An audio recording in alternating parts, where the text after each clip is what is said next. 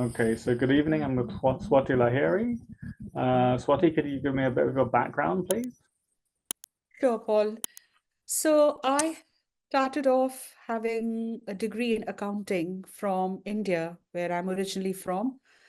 And then I went to the US and I got my second degree in a bachelor's degree in clinical psychology. They call it human development. It is a branch of clinical psychology, and it all falls under the umbrella of liberal arts. And after that, it was a master's in curriculum design. So at the moment, I am a lecturer in one of the colleges in London, and I am a language facilitator. Having said that, I take a deep interest in areas like critical thinking. So there was a time when I used to write books on critical thinking because I thought that it was very important to incorporate that in our curriculum in primary and secondary schools. Mm-hmm. So that is basically who I am and where I have arrived after this long and very interesting academic journey. Mm-hmm. Do you think that that can be important as well in mental health? What people are calling mental health, the sort of critical thinking. I think it ties deeply with mental health only because critical thinking is a part of mental health if you look at it in a way. Um, in academic terms, and there's a lot of research, lot of it is still under development. It is a very broad term, and there are some organizations in the US and in the UK who are developing this as a concept, but it is just a branch of, it's a branch that people take interest in. So it's not being incorporated in the academic world in a sense, in a way. Um, However, I think that it is a part of mental health because it all kind of it allows people to think and make the right decision. And once you make the right decision, you are in a much better mental space, I'd imagine. And it all boils down to the fact about being able to think rationally, being able to execute it in a rational way, and then just um, achieve your goals, be it your personal goals or professional goals. Mm-hmm. So you're talking about topics like rationality. Um, In a big so yeah, In a right. big way, yes. Uh-huh, uh-huh. I think being rational is the basis of being in that area of sound mental health in a way. Mm-hmm, mm-hmm. Rationality is always tied with sanity in a way. Mm-hmm. Although these concepts are very abstract, but again, it's my view, it's my opinion, and I think that being logical or rational is heavily tied with mental health or sanity in a way. I'm not trying to extract sanity out of the mental health because being sane is equal to being rational, is equal to being logical, if Mm-hmm. you think about it in that sense of the. Right, right. I can see that in this one sense that, for example, getting on a plane, for example, is in the or not getting on a plane, or having being afraid of being on a plane and your life being impaired by that is actually in the DSM um, book of psychiatrist, right? Um, if it impairs your life, I believe that's right. Um, and so for me, it wouldn't be a very rational decision not to get on a plane because of the fact that you're scared because that would be an issue that would come from perception, for example. Perception or Yes, it is. So if you basically, the way I look at it is, if you have to do something and if you have a certain goal, it may not be a very lofty goal as such. It could be just going from, let's say, place A to place B, right? Yeah. You have to be able to take certain steps towards that. And only when you are in that rational state of mind, you know exactly what to do. Otherwise, you will never achieve what you want to do. And again, reiterating on the fact that I'm not talking about big achievements or lofty goals. I'm just talking about our day-to-day functioning, just being able to take those decisions, which is a part of our the executive functioning way. So Okay. being able to do the thing that are required in order for you to achieve what you want to do, basically. Okay. Thank you. But I was just thinking that it's actually very difficult to define what is a rational decision and what is not a rational decision. Is it not? Or is there a way of defining what a rational decision would be? Yes and no. Again, it depends on one's perception, one's perspective, one's idea, worldview about life. However, just to give you an example, for example, I would just say, would you drink and drive? You wouldn't. No, I wouldn't. I wouldn't. No. No. Yeah, I mean, Yeah. none of us would, right? So that is a rational thing to do. We know that even though we want to, have a couple more drinks and we want to just enjoy and have a nice time, but if we are driving back home or driving, if we have to drive, then we'd not do something which will come in the way of what we are supposed to do. So I mean, just for everyone, for every individual, it's just about being able to discern, right, between the right and the wrong. You Right, to make wouldn't, a judgment. You're talking about making a yeah. judgment, and you think that critical thinking development of critical health thinking can help in Oh, someone's yes. mental decision-making process and things like that. Is that what you're saying? Yes, yes. So it is about being discerning, and I always think that discernment is the way. So if you are able to discern between the right and the wrong, again, these are quite abstract concepts.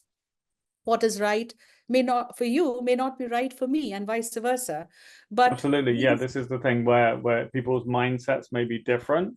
Yes, but then there are certain things that we are bound to follow because that is what we are supposed to do as rational human beings. So, I mean, again, going back to that example, we wouldn't do something which will cause us harm in a way, and we would only, I mean, we will stay away from making those illogical decisions, won't we? Because we You're know. talking. It's interesting because I'm a mental health patient who's been through successful therapy, right? But also I'm part of a philosophy group now on a Sunday morning, and with that Mhm, I would say pretty much a lot of critical thinking in a way. mhm, And we were talking about the case yesterday in the UK of a mhm. person who's called the Naked Rambler. Oh. That means that he has been to prison several times because it's I'm not sure whether it's illegal in the UK or not to be naked in public. I don't think so. I'm I not mean, sure whether it it depends will on be illegal. whether it depends on why you are naked in public. I'm Hmm. not entirely sure. But we were talking about this case of the naked rambler, and so for the naked rambler to be for that person, would you say that he's making an irrational decision? Well, Um, again, for people like people who are able to make that discernment, and I keep using that word, uh, mhm. uh, I keep repeating that word all the time because I'm sure he is not in a position to discern. Normally, it would not be something that you and I would do, right? I don't think I But would do that, but having none of said us that, no, would. I wouldn't do that. I wouldn't do that. Having said because I would be embarrassed. I think you know. Yes, yes, yeah, yeah. I think for me, I've more recently kind of I went through a period where I wasn't noticing when I was embarrassed necessarily. I can notice more when I'm embarrassed. I notice more when I'm embarrassed now, and I think that's a good thing. But to say that I shouldn't walk down the road naked in public, just because society says so, is not something that I think is necessarily right, because I lived in France for a long time, and I've experienced another culture, and over there they also use the word, normal, and here we use the word like appropriate as well a lot, and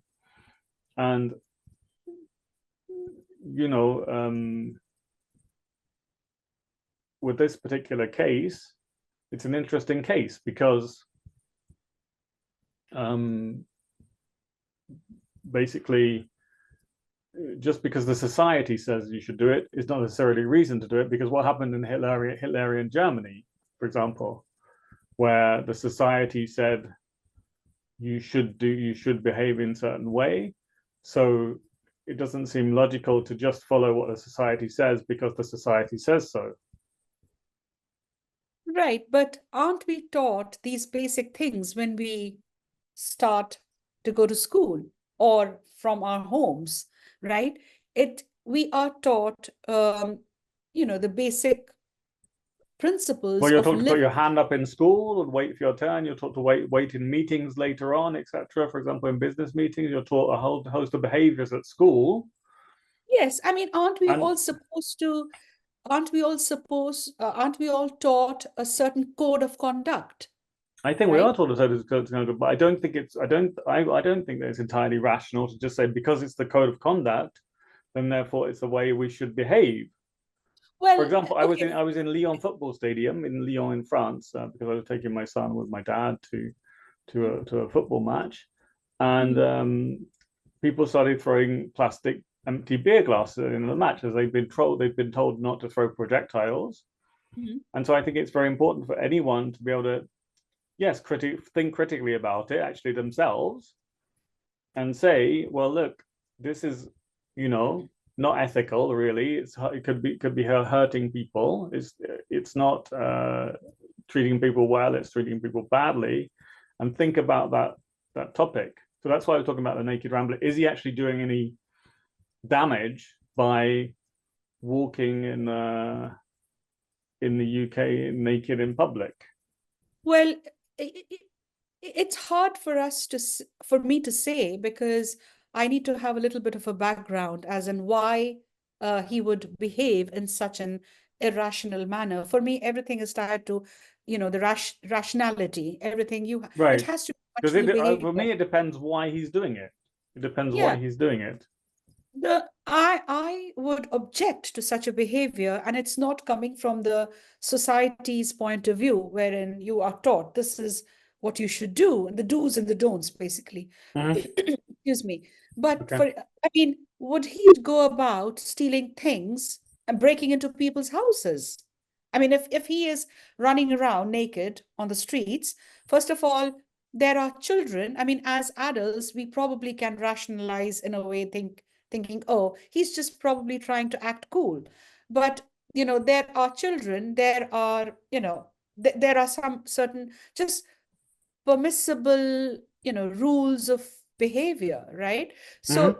you want everybody in the society, we all want to behave in a certain way when we are out and about. I mean, in the privacy of your home, you can do whatever you want, but when you're outside, you're also taking into consideration the public at large. So we all have to adhere to certain principles of functioning in that society where we live in. So we don't live, I mean, this is not a jungle, right? This is a society, this has This certain. is society, absolutely. Yeah, I think it's a society with rules, but this is what. No, it is.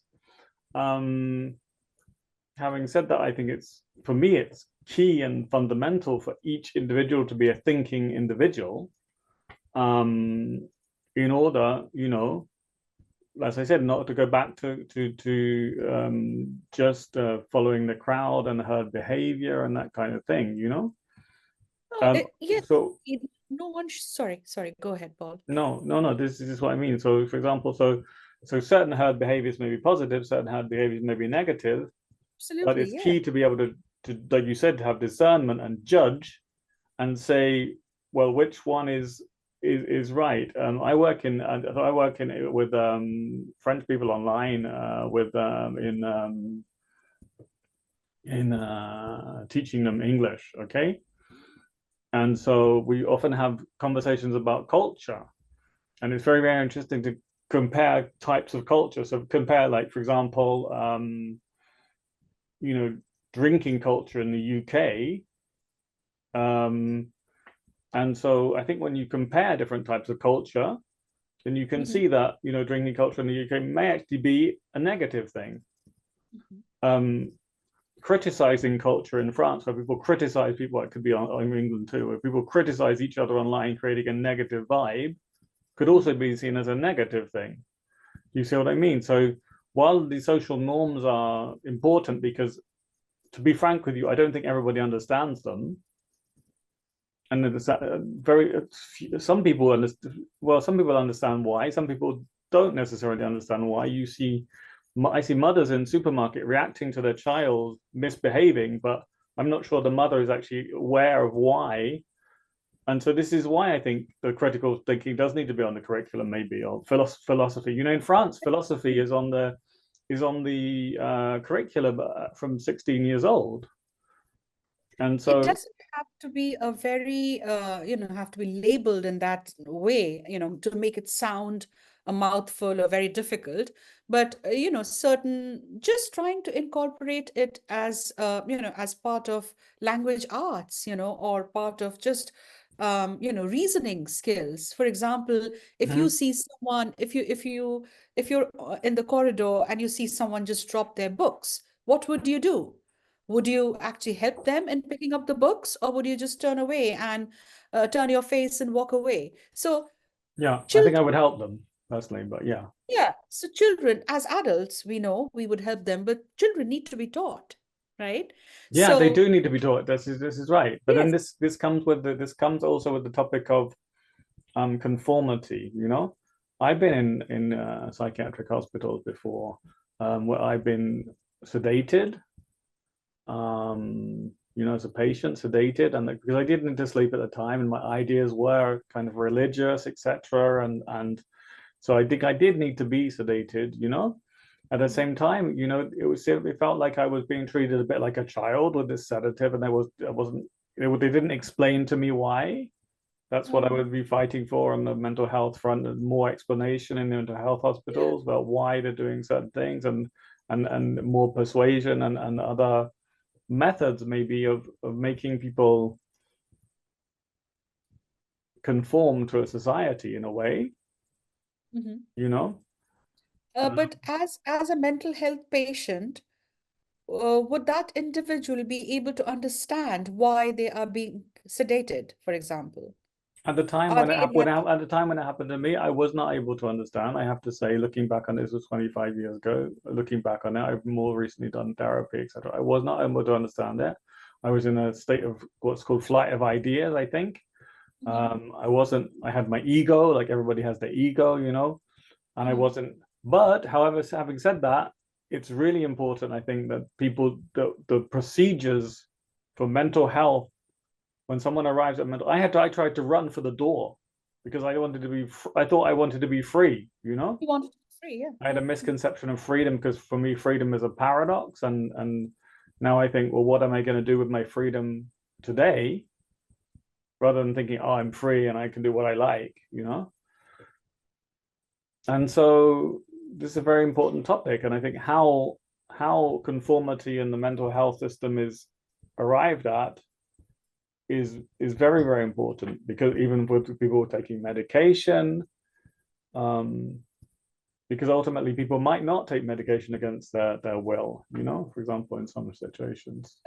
Well, going back to that naked Rambler example, Yes. I think for any for any remedy or cure or trying to understand the rational behind, trying to understand the reasoning behind it. Hmm. We should really get to the root cause of why it is happening. So if he is behaving irrationally in every situation, for example, he's running naked on the streets, he's He appeared naked, for example, in court, right? in court, okay, Hmm. fine. Well, in But there was public. an argument. His argument, I think, or some people's argument was that it wasn't irrational because it wasn't harming anybody. You know. Okay. So you have to look at a series of his irrational behaviors. Is it just running naked? Is it just one off? And does it come with another background to it? For example, has he been sexually abused in the Of course, past? of course, of course. Or Yeah. has he been sexually repressed? Right. So there are many angles. So it's just it You have to look trying at the individual person, right? In exactly. psychology, yes. And it is a collection of um a lot of things that are happening inside his head. I mean, I don't think he would just get off his chair and start running naked, right? It Hmm. has developed into this kind of sheer frustration where he doesn't care, trying to fight the system. It could be anything. He's probably being anti-establishment. He doesn't care. He doesn't want to follow the rules. And so it is important. It is trying to understand what is leading up to this kind of irrationality, or is it just a one-off, linked to his some disturbances linked to his Hmm. sexuality, Hmm. right? Yeah. And it's funny Uh, when you talk about rationality, it seems that it's like, um, some people might have a communist rationality, some people might have a conservative rationality, some people might have different kind of, mentality or stories that are in their head or about life and their philosophy, their own philosophies, etc. Right? Everybody has their own we sort of all have it. We philosophy. all have it. Yes. Hmm. Trying to be conscientious. I mean, no one way is correct. I'm not saying that this is the path to follow because we all have our individual lanes, right? For Hmm. me, my lane works the best. For you, your lane works the best. Absolutely, yeah. So, Uh-huh. Uh-huh. so it's not about, like you said, conforming to one particular method, but conforming to what is for the greater good and something that aligns with your own personal values. So I would be very conscientious as an individual. I'm very conscientious. And not to say that I don't make any mistakes ever, Hmm. but Okay. it is all about having, okay, that cause and Hmm. action and consequence effect. Hmm. Hmm. As Hmm. in, why would I do something to disturb the equilibrium of the society? For example, why would I do something like that? How is Because, it helping well, well, me? well, well, because the society, there are dysfunctional societies. Not everything is perfect in the psychiatric hospitals. Not everything is perfect in prisons. Not everything is perfect in. So I'm not saying I'm not necessarily advocating for the disturbance of society. Perhaps these things do need to be done gradually. Improved gradually, right? Yes, and that is Um, why you go back to the young learners. It all starts from there. mhm, mhm, You know, yeah. you, every action has a reaction, as we are all taught. Every action has its own consequence. So, you can choose to defy the establishment. You can choose to do whatever you want because it serves your interests, your goals at the end of the day. But would you do this? I mean, if Would I you would I go would I go? No, I personally, what I think about Naked Rambler is that, I mean, I'm not sure why he's picked that particular battle. You say pick your battles, don't they? Right? I'm not sure why he's picked that particular battle. You know, maybe he's trying to make a point. I don't know. I don't know he enough probably about it. does. Yeah, yeah, he probably does because he's probably fed up with the rules of the society. Right. And that is But that maybe is maybe it's yes. just that his mother or the school or the education system has just not explained to him why we should behave in a particular way, rather than saying, you know, you're told, I guess, as a child when you're brought up, you're not able to understand necessarily. You're kind of guided, like maybe as a child, rather than necessarily being explained. But at some point in the education system, surely there has to be something saying that this, you know, this subculture this subculture is perhaps not the best subculture. This drinking and driving subculture is not the best subculture. Spitting is not the best subculture because it's unhygienic, you know, and why? And sometimes we're missing this, I think, in the education of people. Or, you know, Exactly. I think about to work it out for myself, you know. Yeah. Um, And unfortunately, these are not the topics that are covered by subjects like geography, history, maths, science. They do not come under these subjects. These are life skills that are supplemental to what you're taught at school. Because the life skills actually hold your space in the society. As you grow up, as we all grow up, we just tend to focus on our particular line of study, and then we make a career out of it. But what mhm. about the life skills? Yeah, yeah, and We don't even I know. was also taught, you know, in therapy, I was taught social skills as well. Social skills being life skill, you know, Exactly. how to Exactly. recognize emotions on people's faces, certain types of emotion on people's face. You can't recognize every type of emotion, but micro expressions where you can recognize emotion on people's face. For example, someone goes, you know, it's a scared, a wide eyes open wide. It's a scared expression, you know. So yeah. Exactly. Mm-hmm. So a lot of skills they cannot be. I always advocate for this fact, and I keep writing and talking about it, and I try to voice my opinions in different forums, saying that there are certain things that you will have to go to school for, but at the end of the day, you're not supposed to remember all, mm, uh, all topics in physics or all topics in chemistry or biology, whereas in order to function as a sane adult or a rational human being, you have to know certain life skills. And it could be your social skills, it could be your emotional skills, it could be your communication skills. They all fall under the umbrella of emotional intelligence, critical intelligence, creative intelligence. What And that you've written books about this, right? Have you? Yes, yes, I'm an avid reader. I keep reading about it and I keep thinking about it. And also, as and when opportunity arises, I write about it because I feel very, very strongly about these skills. And a lot of dysfunction happens in the society, be it at work or be it in our personal lives. The source of that dysfunction is not being able to analyze, not being able to make those informed decisions, not being able to understand that this action of yours could lead to a consequence that you would not like. So there's no point in fretting over decisions if they were not thought out in a well, in an informed way. If you're not able to make informed decisions, if you're not able to take those, okay, fine, everybody doesn't make informed decisions always.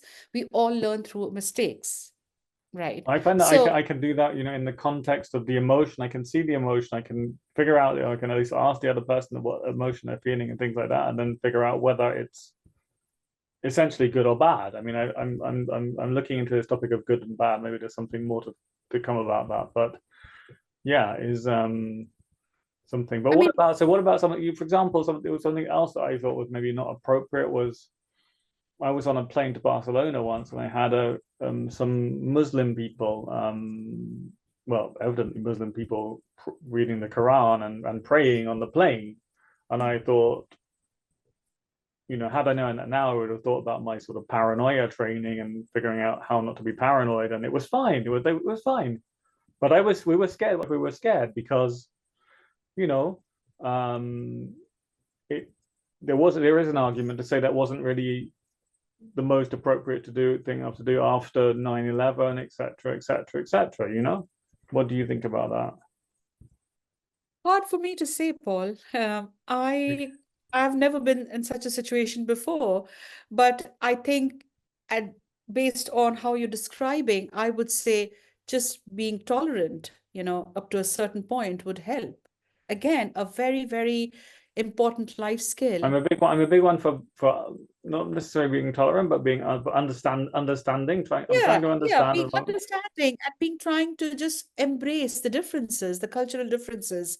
I mean, if it is not interfering with you, it's not coming in your way. Mm. I don't think anybody should make a big deal out of it, really, because you know it's just, there are so many people on the plane, 400 people. I'm not sure how many people were there on your plane, but It was a they, smaller plane, but anyway, that yeah, doesn't, but doesn't we really all, so doesn't if you're matter. talking, if we are looking at being in a space where there are lots of people all from different backgrounds, then I mean that is the only that is the only tool we have, really, being tolerant and being understanding. Hmm.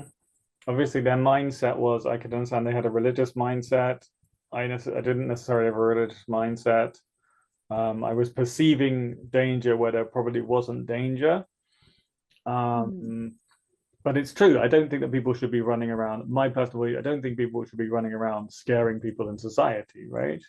Oh, that's just, I mean, anywhere. And I mean, trying to use the scare tactics, or trying to, fear mongering, or trying to just, put the other person down because you are in power, doesn't really go a long way. I mean, be it outside of your homes, be it inside your homes, it doesn't really help, right? It's just about trying to um, empathize, trying to understand, and also at the end of the day, try to be as tolerant, as patient as you can.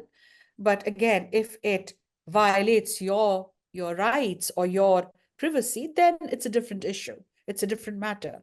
But as long as it is not interfering you, not harming you in that way, I don't think these things matter, really.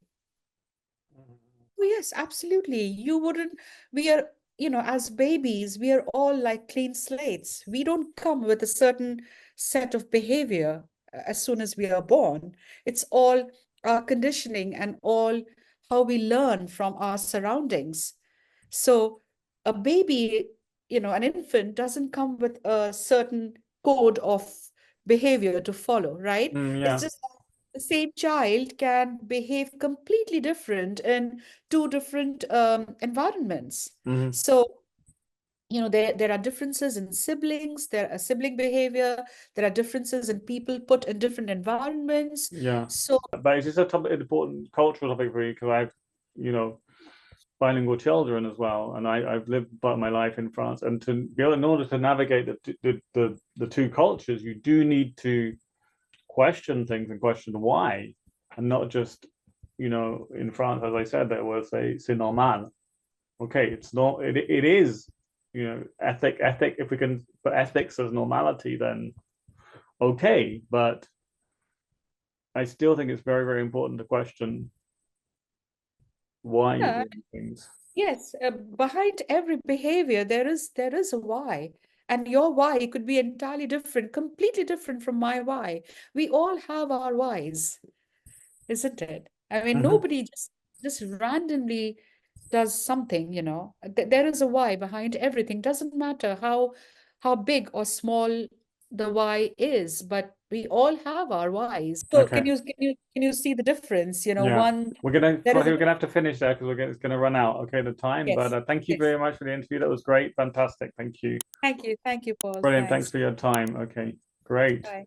cool.